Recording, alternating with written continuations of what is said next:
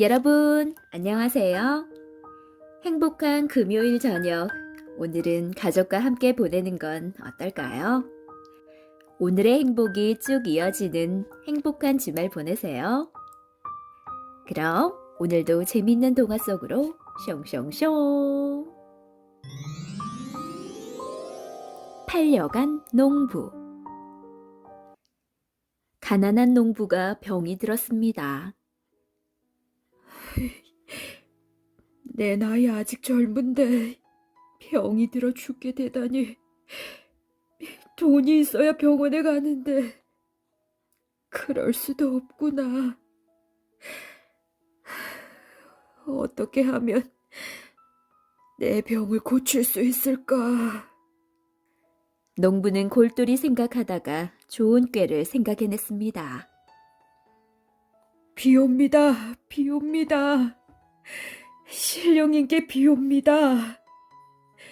신령님께서 제 병을 낫게 해주시면 소 100마리를 제물로 바치겠습니다. 신령님. 농부는 눈물을 흘리면서 신령님에게 기도를 드렸습니다. 소 한 마리도 없는 농부가 무엇을 믿고 거짓말을 하는지 알 수 없었습니다. 농부는 다음 일은 어떻게 되던지 우선 병만 고치면 된다고 생각한 것입니다. 신령님, 소 100마리를 제물로 바치겠습니다. 농부야, 지금 한 약속을 지키겠느냐? 신령님이 농부에게 물었습니다. 예, 틀림없이 지키겠습니다. 저를 믿어주십시오. 신령님은 농부와 약속한 뒤 농부의 병을 고쳐주었습니다. 병이 나았으니 소 100마리를 신령님한테 바쳐야 하는데 어떻게 한다. 소는커녕 강아지 한 마리도 없는데. 농부는 큰 걱정이 생겼습니다. 농부는 며칠 동안 끙끙 앓다가 제 무릎을 탁 쳤습니다. 그것도 소지? 농부는 밀가루를 반죽해서 소 100마리를 빚었습니다. 신령님, 약속대로 소 100마리를 바치오니 받아주십시오. 농부는 밀가루로 만든 소 100마리를 신전에 갖다 놓고 제사를 지냈습니다. 괘씸한 것 같으니라고. 내 놈이 감히 나를 속여. 화가 머리끝까지 난 신령님은 농부의 꿈에 나타났습니다. 농부야, 내가 준 소 100마리를 잘 받았느니라. 고맙도다. 내일 아침 바닷가로 나가보아라. 은돈 100냥을 얻을 것이다. 신령님의 은혜는 하늘 같사옵니다. 농부는 고개가 떨어지도록 신령님에게 절을 했습니다. 다음 날 아침 일찍 농부는 콧노래를 부르면서 바다로 갔습니다. 네 이놈! 꼼짝 마라! 농부가 바닷가로 나오기를 기다렸다는 듯이 해적들이 나타나서 농부를 배에 태우고 먼 나라로 갔습니다. 해적들은 농부를 은돈 100냥을 받고 노예로 팔아버렸습니다.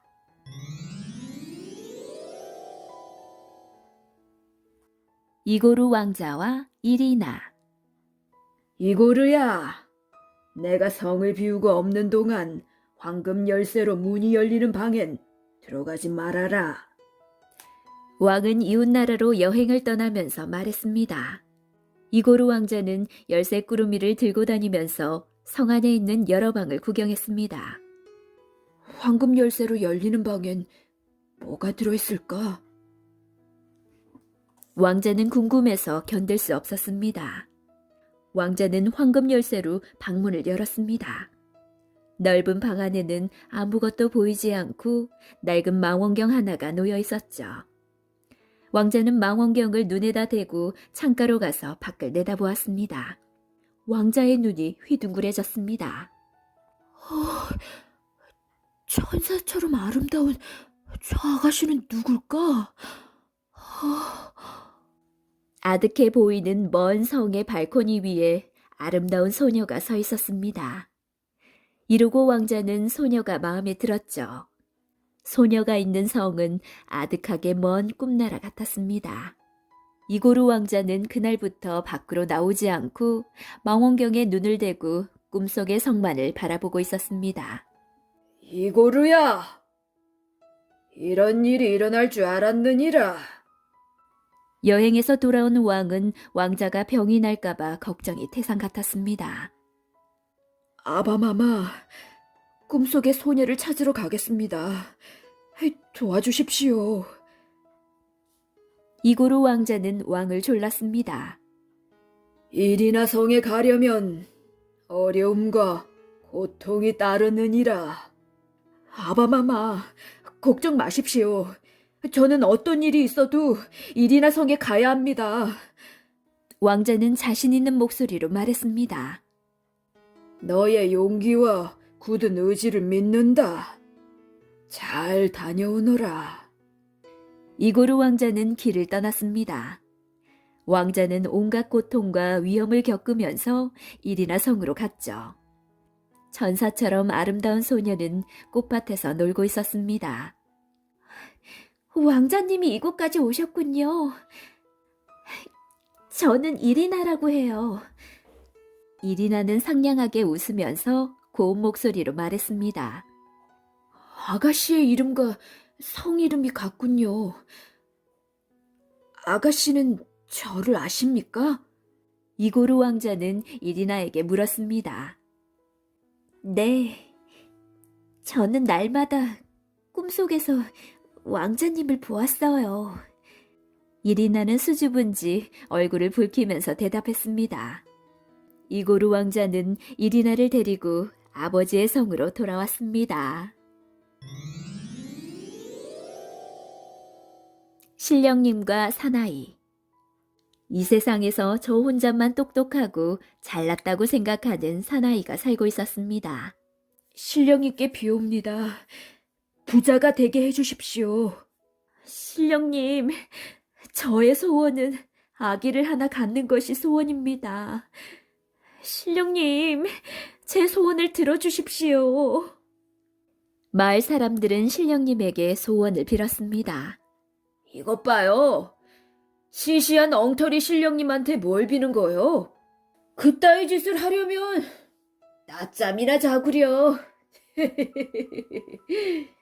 사나이는 마을 사람들이 신령님에게 소원을 빌면 이맛살을 찌푸리면서 못마땅하게 생각했습니다. 신령님이 엉터리라는 것을 보여줘요. 말로만 떠들지 말고. 마을 사람들은 사나이에게 말했습니다. 보여주고 말고. 신령님이라는 게 얼마나 엉터리인지 보여주지. 사나이는 큰 소리로 말했습니다.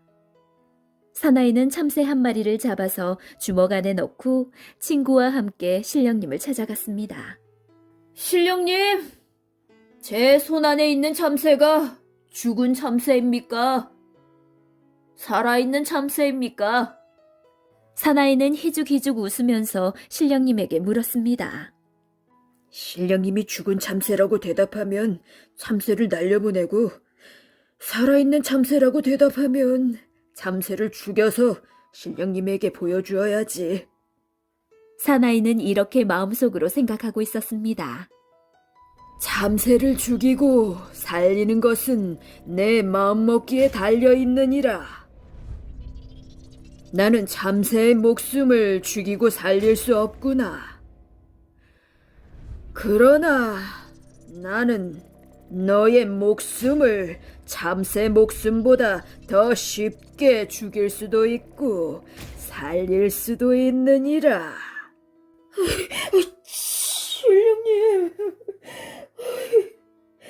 신령님의 말을 들은 사나이는 땅바닥에 엎드렸습니다.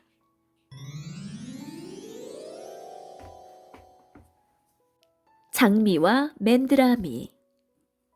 장미 옆에 맨드라미가 살고 있었습니다. 아름다운 빛깔, 향긋한 향기. 아름다운 장미는 꽃들의 왕이야. 나도 장미처럼 아름다운 빛깔과 향긋한 향기를 가졌으면. 맨드라미는 장미를 볼 때마다 못 견디게 장미가 부러웠습니다. 아름다운 장미요. 향긋한 향기요.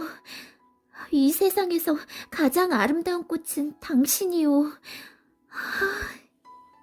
사람들은 장미를 바라보면서 칭찬을 아끼지 않았습니다. 사람들의 눈엔 아름다운 장미만 보이고 못생긴 나는 보이지 않는단 말인가? 사람들이 장미를 칭찬할 때마다 맨드라미는 슬펐습니다. 어느 날 맨드라미는 장미에게 말했습니다. 장미야, 너는 정말 행복한 꽃이야.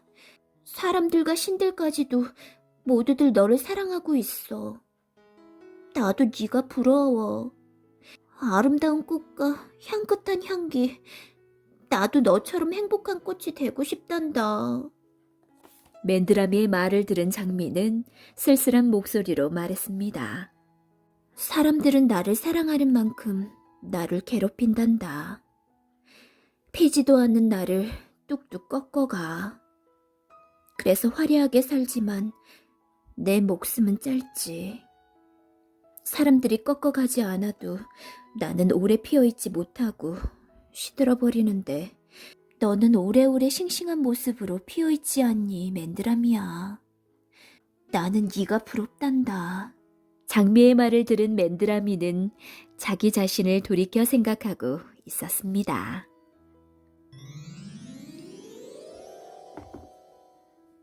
겨울과 봄. 겨울은 자기가 이 세상을 다스리고 있다고 생각했습니다. 사람들은 나를 존경하고 있어. 나는 사람들보다 힘이 강하거든. 사람들을 벌벌 떨게 할 수도 있고, 방 안에서 한 발자국도 밖으로 나오지 못하게 할 수도 있지.